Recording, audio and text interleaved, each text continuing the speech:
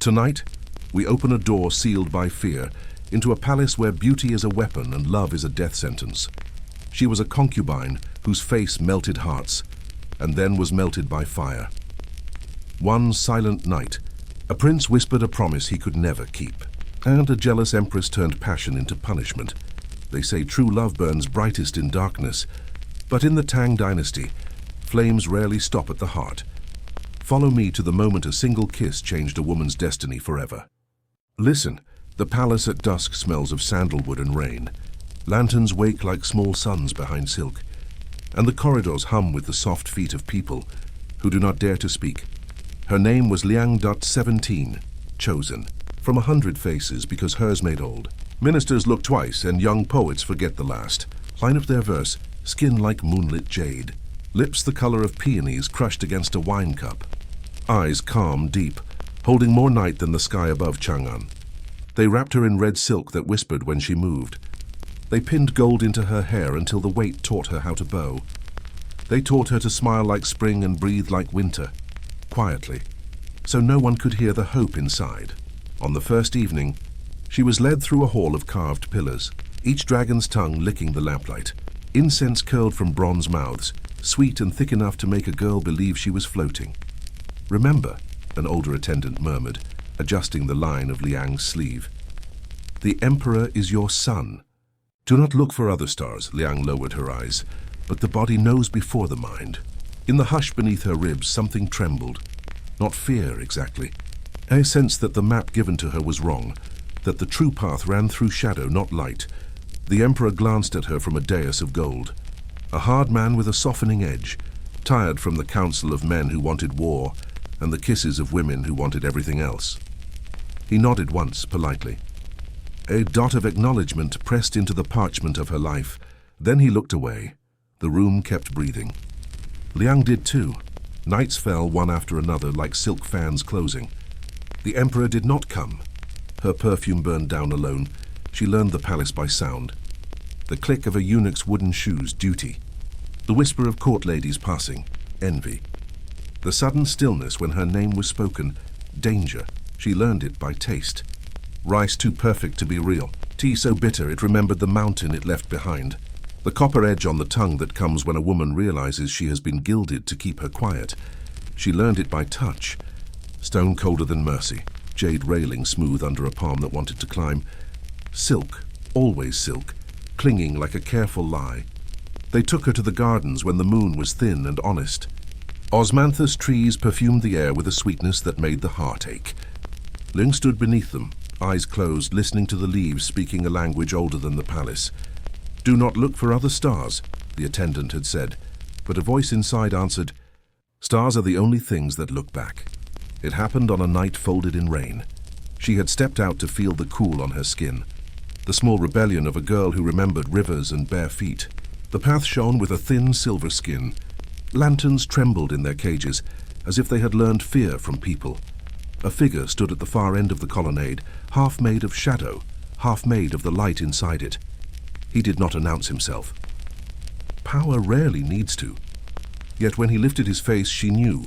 Prince Rui, not the Empress's son, but the other one. The one the Emperor had chosen first, and fate had chosen last. He should have turned away. She should have bowed. Instead, the old simple world between men and women, hello, goodbye, I am yours, I am not, bent, and a new one opened. "Do the stars ever pity us?" he asked, as if continuing a conversation that had waited for both of them. Liang's hands tightened in her sleeves. Rain whispered around them like gossip too soft to become law. "They pity everyone," she said, "but especially those who must lower their heads to see them." A smile moved through him, quick and wounded. Up close, he did not look like a prince from a story. He looked like a poem written by someone who had run out of paper, unfinished, earnest, trying not to spill. His gaze did not catch on the gold in her hair, nor the red on her mouth. It slid past those bright traps and settled where she had been trying to hide, on the part of her that still believed in mornings. They spoke the way people do when silence has starved them, in small, careful pieces that fit anyway. How the rain smells different when it hits stone than when it hits leaves. How the city murmurs at night like a great animal sleeping.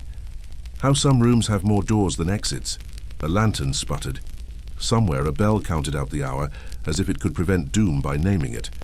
Rui stepped back first. He knew the edge of cliffs better than she did.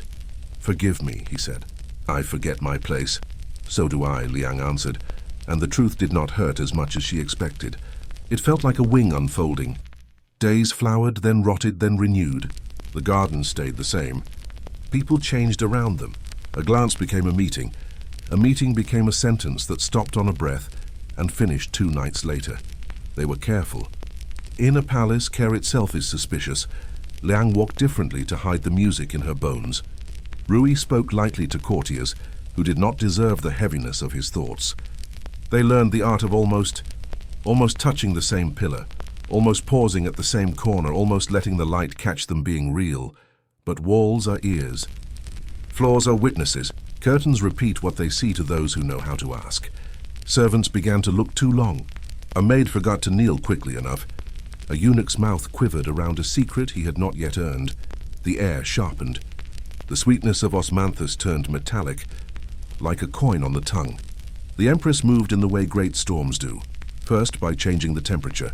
Her gifts arrived at Liang's chamber unasked. A comb of pearls, too heavy for comfort. A robe of blue, too cold for blood.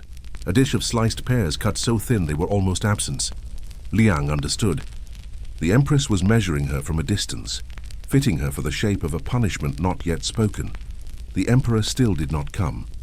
But the palace began to arrive, in sideways glances, in doors that opened too easily, in the sound of steps rehearsing tragedy.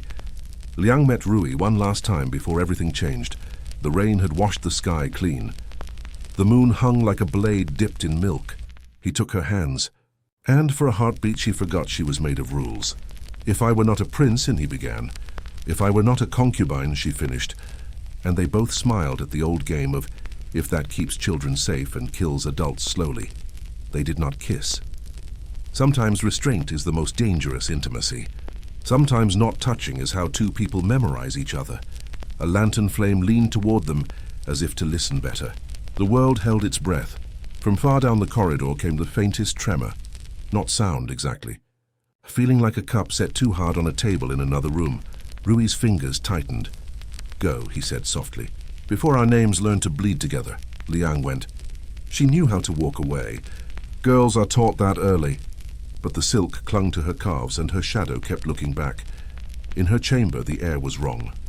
Too sweet, like lilies left with the dead. A comb lay on her pillow. Pearls. A single black hair threaded through the teeth. Not hers. She did not sleep. She sat upright in the lamplight, listening to the night as if it were trying to warn her in a language she had almost learned. Somewhere beyond the walls, the palace adjusted itself. Doors were counted, locks tested, alibis stitched. Dawn would come with clean light and dirty orders. Liang touched her own face, the face that had purchased this life for her, the face that would not save her from it. "Be brave," she told the mirror. The mirror, faithful as always, gave her back exactly what she could not keep. Outside, a bell began to ring, not for prayer, for gathering, the kind of sound that invites witnesses, the kind of sound that knows something beautiful is about to be broken. Prince Rui was a quiet kind of royalty, not the sort who cut men down with his voice, but the kind who made people feel they had been heard for the first time. He walked lightly, as if unwilling to disturb the air. But the way he carried his sadness disturbed every heart that saw him. He was heir to the empire only by ink. Ink can be wiped. Hearts, too. Rui's mother had died when he was young. And the Empress, the new wife of the Emperor, never let him forget that he was a child born of another woman's womb. Her own son, arrogant, greedy for power, was the one she planned to place on the throne. A puppet who would dance while she pulled silk strings from the shadows. So Rui lived like a candle in the wind, allowed to burn, but never to shine. He studied the classics by day, recited poems by evening, and at night he wandered the palace corridors like a ghost, testing the strength of his chains. One night he found himself outside the concubine's quarters. He shouldn't have been there. Every rule of this place screamed so, but something silent and dangerous pulled him forward. Liang exited into the moonlight, hands clasped in front of her, as if holding tightly to a dream that might fly away. Her veil had slipped just slightly. revealing the shape of hope in her face. Rui stopped breathing. Lantern light kissed her cheekbone, and her eyes caught the glow like stars trapped inside glass. He had seen beauty before, beauty dressed to please a crown. But Liang's beauty pleased sorrow itself. She turned, and their eyes met the same way two raindrops recognize each other on a window. Something inside him fell without sound. "Forgive me," Rui whispered, as if his heart had walked out first and left his mind scrambling behind. Liang lowered her gaze, but he saw the truth bloom in her cheeks. They were two prisoners who suddenly realized their cells shared a wall. He bowed. She curtsied. The moment should have ended, but the universe leaned in to listen. From that night onward, the palace learned a new rhythm, the heartbeat of a forbidden thing trying to live. A sleeve brushing a sleeve at a banquet no one cared about. A look held a breath too long in a hallway full of deaf eyes. A poem left under a stone in the garden where only flowers knew how to keep secrets. Rui found excuses to pass near her chambers. Too many excuses. The palace counted them. Liang too learned to walk softly, not to avoid attention, but to avoid happiness spilling out of her steps. They met again near the osmanthus tree where their story had first inhaled. Rain trembled on the leaves like tears deciding whether to fall. "You shouldn't be here," she said. "Neither should you," Rui answered. And suddenly the world had only one rule: be here. He took her hand gently, like he feared it might fade. Her fingers tightened. For life in the palace teaches a woman to hold on to what she is not allowed to keep. He leaned closer, close enough that his breath became hers for a moment. "Tell me your name," he said. "Liang," she breathed. "Liang," he repeated, as if tasting a forbidden fruit. In that whisper, the stars rearranged themselves to witness a disaster. She smiled. And with that small curve of fate, everything she tried to bury sprouted wings. He wanted to kiss her, not the way men kiss women, but the way drowning people kiss air. Yet he only pressed her knuckles to his forehead, an oath made with skin. Then, a sound. A footstep too precise to belong to the wind. A flicker of movement behind a pillar, eyes watching. Rui knew the danger instantly. A prince's education begins with recognizing betrayal wearing shoes. "Go," he whispered. "No one must see us together." Liang hesitated, a moment too long. Love likes to test traps. A eunuch appeared, face pale, breath sharp.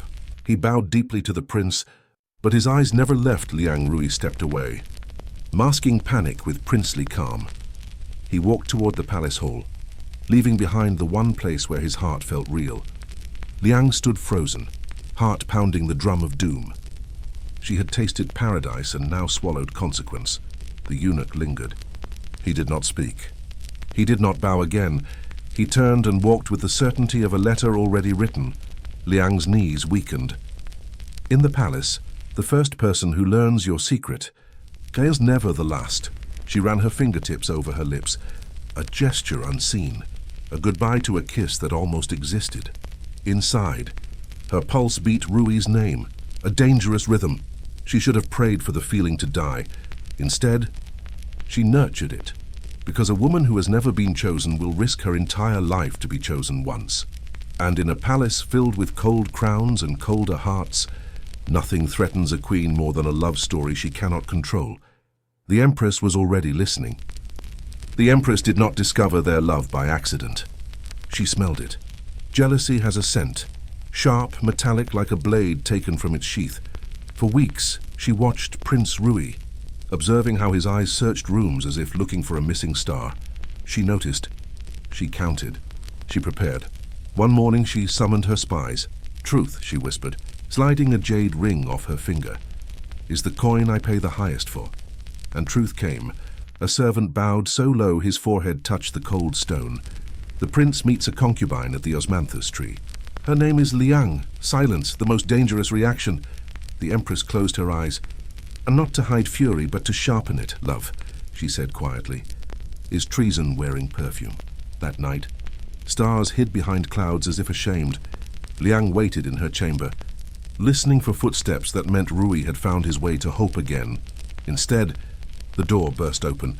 Torches flooded the room. Golden light twisted into cruelty. Hands seized her. Cold, relentless, not even giving her time to gasp. "Prince Rui!" she cried, but the palace swallowed sound like a beast trained to enjoy suffering. He came running, chest heaving, fear rising like a tide inside him. He found Liang pinned to the floor, hair tangled, veil torn, her eyes locked onto his, no words. Only a single pleading breath. The guard struck him down. Rui's cheek hit stone as if the palace itself wanted to bruise him. The emperor arrived, robes dragging authority behind him. He saw the locked hands they tried to hide. He saw the truth in Rui's eyes. He saw the shape of disaster, love, blooming in a place meant only for obedience. "Father," Rui gasped. But love makes a man forget that fathers become emperors long before sons become men. The emperor turned to Liang. "You," he said, "were given to me." "Only me." Liang bowed her head, but fear shook her voice. "I never sought him, your majesty. The heart moves without permission." "A heart like yours," the empress cut in, "must learn to be still." She stepped forward, regal, beautiful. Deadly, her smile was a blade. "You wanted the prince?" she asked softly. "Then he will watch what becomes of his mistake." She crouched so close Liang felt the chill of hatred in her breath. "You will not die," the empress whispered. "Death would make your love a legend. No, you will live, and every time he sees you, he will remember what he was foolish enough to desire." Liang felt her pulse stumble. Soldiers forced her upright. Silk ripped. Wrists tied, torches moved closer. Rui lunged, voice raw with despair. "No, punish me!" "She did nothing. I forced. Lie or truth, it didn't matter." The more he fought, the stronger the empress smiled. "His heart protects her," she murmured. "How lucky." "We'll burn what he loves most." Two men pinned Rui down, silencing his screams with silk ropes. He strained until the veins in his neck burst purple, but he could do nothing as they dragged Liang to the courtyard. Wind howled among the pillars, like a chorus begging the moon to look away. A brazier burned, coals hissing with hunger. Liang's breath cracked. I beg you," she choked. "Spare my face." The empress tilted her head, feigning compassion. "If only your beauty had known how to behave." A soldier held Liang's chin. Another seized the iron. Heat roared toward her, fire shaped like punishment. Rui's voice shredded into the night. "Liang! Liang, don't look away. I love—" Flames drowned the rest. The iron kissed her cheek. Once, twice, skin blistered. Beauty screamed. Scent of burning flesh climbed the sky like a prayer turned into smoke. Liang didn't faint. Some pains dragged consciousness closer instead of letting it escape. Her mind tried to hide, but her heart refused, because he was watching, through burning tears. She saw Rui collapsing against his restraints, eyes begging the world to take him instead. The empress watched, arms crossed, satisfied to see love shrivel into agony. When the iron finally dropped, Liang lay trembling in the dirt, cheek scorched, hair soaked with sweat and fear. "No more," Rui whispered, voice collapsing under its own grief. "No more," the empress agreed. She leaned down, brushing a strand of Liang's burned hair, aside like a lover mimicking mercy. "Your beauty has caused enough." Trouble, she stood, turned, left Liang with the night to decide whether she was still alive. Rui crawled toward her, hands bloodied from fighting rope. She felt his fingertips on her wrist, soft and terrified. "Forgive me," he begged. She tried to speak, but pain had stolen language and replaced it with the taste of ash. Rain arrived, too late. It slid across her ruined cheek, as if trying to wash away the memory before it dried into shame. Lanterns flickered. Torches dimmed. The courtyard exhaled like a beast finished feeding, and the empress, half goddess, half doom, walked away with a whisper. Let her live. Death would have been kindness. And kindness has no place where jealousy rules. Dawn broke like a cruel secret. Light crept into the courtyard, revealing Liang still curled in the dirt. A flower scorched mid-bloom. When she tried to move, her skin screamed. Her breath felt like it belonged to someone else. A eunuch approached with pity that died quickly under fear. He wrapped linens around her burns as if covering a story the palace would deny. Liang's hand lifted, trembling, searching for her face, but he froze, shaking his head. "You must not." She understood. What remained was not ready to be touched. Her chamber was changed when she returned. Mirrors gone. Incense removed. Curtains drawn. A room that once held hope now held a silence that tasted like the end of a sentence. Ladies in waiting arrived, but not to comfort her. They came to watch the consequences of making a prince feel alive. They stared as though tragedy were contagious through skin. Liang learned to avoid sunlight. Fayette showed too much her beauty. Once her shield, now her sentence, the veil became her only protection. White silk, soft, cruel. Behind it, she could pretend her face still belonged to her, but the palace remembered everything. The Empress commanded that Liang walk the corridors daily. A punishment dressed as mercy. She passed maids who trembled as if her shadow burned. She passed concubines who covered their mouths to hide delight. She passed nobles who whispered lesson with their eyes. She no longer feared daggers or poison. She feared reflections, shiny surfaces that might betray the shape she had become. Yet in her chest, something still beat for Rui. She heard news carried by whispers. The prince did not eat. He did not sleep. He tore his linens with furious grief and cursed the walls for not being able to bleed with him. He searched for her, always. Every night, he offered gifts on the emperor's altar. Peace, if she were spared. Peace, if she would return to him. But peace does not attend lovers in palaces. One evening, Liang sat beneath the same osmanthus tree that had witnessed the creation of her fate. The tree did not pity her. It simply existed, as if to ask why she could not do the same. Footsteps approached. Familiar, desperate. Liang, he breathed. And she flinched. No one had spoken her name in weeks. She turned away, hiding behind the veil that concealed more than scars. You should not be here, Rui stepped closer. I followed your shadow every night until I found where it hides. Her heart lurched. A wounded animal trying to run without moving. Please, she whispered, do not look at me. He lifted his hand, hesitating as if her sorrow might bite. Let me see your truth. Her fingers curled into fists. This is not my truth, she said, voice breaking. This is the Empress's story written on my skin. Rui's breath trembled. Then let me rewrite it. She shook her head, tears seeping under the veil like blood under bandages. How can you love what you cannot bear to see? He stepped so close their shadows intertwined. I loved you before I ever saw your face, he whispered. And love does not forget its way home. The words cracked something inside her. A part she thought had already died. Her hands rose as if moved by the wind. Silk slid from her cheek. His eyes found her, and held, he did not recoil. He did not wince. He did not pretend. He wept. Not for the scars, for the suffering they told. His tears traced down his face, begging the world to spill mercy. But mercy did not live here. A rustle. Footsteps. The sound of traps being triggered. Rui tensed. Guards emerged from the dark like a verdict spoken before trial. Liang's voice shattered. Run! But Rui stood firm, fury replacing fear. You will not take her again. Blades flashed. Armor growled. Soldiers seized him, though he fought as if love had given him the strength of 10 princes. Liang reached for him, hands trembling. Heart burning hotter than the iron once had. Their fingertips brushed. A moment so fragile the night nearly broke trying to hold it. And then Rui was dragged back into shadow, away from her, again, always again.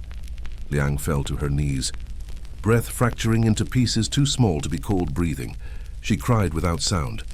The kind of grief that knows noise changes nothing. Above her, the osmanthus flowers swayed, petals falling like white embers from a fire that refused to die. Liang pressed her palm to the earth, trying to anchor herself to the only thing that did not move when the world collapsed. Her voice was softer than a prayer. If there is no place for love here, then let love become the ghost this palace fears. She rose slowly, as if the ground begged her to stay. A veil of moonlight covered her, making her look almost like the girl she used to be, almost. She returned to her chamber, not because she wanted to live, but because she was forbidden to die. In a palace where beauty once protected her, she now carried something more dangerous, a heart that still remembered how to love, and the Empress, the woman who tried to destroy that love, had just taught Liang a terrible truth. Some flames do not go out when the fire ends, they begin. Night returned, and the palace dimmed into a labyrinth of secrets. Liang sat alone, fingers touching the edge of her veil, feeling the faint sting beneath the silk, a reminder that she still belonged to her body. Even if her body no longer belonged to Beauty, her heartbeat was the only part of her the Empress had not claimed. She closed her eyes. Then, a soft tap at the door, just once, then silence. Years in the palace had taught her fear, but love had taught her how to disobey fear. She opened the door.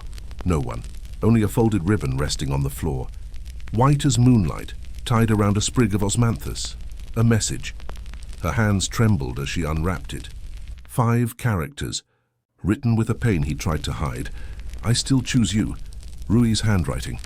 Gentle strokes turned desperate by longing. Liang pressed the ribbon to her chest, as if it might steady the cracking inside. She didn't know how he had found a way past guards and walls and fate, but love finds holes even in stone. Every night after that, letters came hidden inside petals, tucked beneath trays, scratched lightly into the wood beneath her bed. Are you still mine? Does your heart still know my name? I would burn cleaner than fire for you. Liang's tears soaked the words. Not sadness, recognition. Love was still alive, breathing, bleeding, begging, but hope is a dangerous visitor, one that never plans to stay. Servants noticed the way Liang held herself, not like a corpse anymore, but like a song trying to remember its melody, they whispered. The palace listened. The Empress learned again. She summoned Rui. Your heart is making noise, she said softly, and softness made her more terrifying. Rui bowed low, hiding the blaze in his eyes. You cannot order a heart silent, he said. The Empress smiled. A serpent delighted when the mouse speaks. Then we clip the tongue it uses. She meant Liang Rui left with fists bleeding crescents into his palms, knowing love was not enough to win against a crown that feared losing. Days later, Liang wandered back to the osmanthus tree. Wind brushed her veil as if encouraging her to breathe deeper. She leaned against the rough bark, imagining his hand instead. Then the air shifted, footsteps, familiar as her own pulse. Rui emerged from the shadows, his robe soaked with urgency. You shouldn't have come, she whispered. I have nowhere else to go, he answered. Every path leads back to you. He cupped her cheek, veiled still, but touch does not need sight to be true. Liang reached up, removing the veil slowly. If love breaks at the sight of scars, then it was never love. Rui looked at her, as if she were the moon and he had been blind for a lifetime. You are still the most beautiful thing in any world, he breathed. Liang's throat closed around a sob she wouldn't let escape. He lifted her. Hands to his lips. Come with me, he said. Tonight now we leave this palace behind. We leave fire and crowns and fear for a moment, a heartbeat. As fragile as a candle, she believed escape existed. Then, a blade of sound, armor striking stone. Soldiers sprang into the moonlight like truth-tearing. Happiness apart, no, Liang whispered. Not again. Rui placed himself between her and death. His body, a shield made of devotion. But soldiers do not fear love, they ripped him away. Voices snarling orders that sounded like fate. Rui struggled, fury igniting his veins. But palace walls are stronger than men. Liang, he called as silk was tied over his mouth. She lunged forward, arms reaching, fingers grazing his sleeve. A promise almost caught. Almost. Please, she screamed. He is the only light in this darkness. A soldier struck her down, knee in her back, face pressed into the earth she once stood upon with pride. Rui's muffled roar tore through the night. The Empress stepped into view, gliding, smiling, victory dripping from her gaze. Love is a luxury, she said, and you two were born too poor to afford it. She watched them like a goddess counting sacrifices. Take him far, she ordered, to a place where even sorrow will struggle to find him. Rui's eyes locked onto Liang's, a final kiss made of air and agony. Then he was gone. Dragged into darkness, stolen from her story, Liang collapsed, her body folding around her broken heart. Wind moved through the osmanthus leaves, scattering white petals across her palms, like the remnants of a wedding that fate refused to bless. Her whisper cracked open the night. If you take him from me, then love itself will come back to burn you. The moon, for the first time, hid behind the clouds, not to watch what came next. Because grief was no longer something she carried. It had begun to carry her. Liang no longer counted time. She counted absences.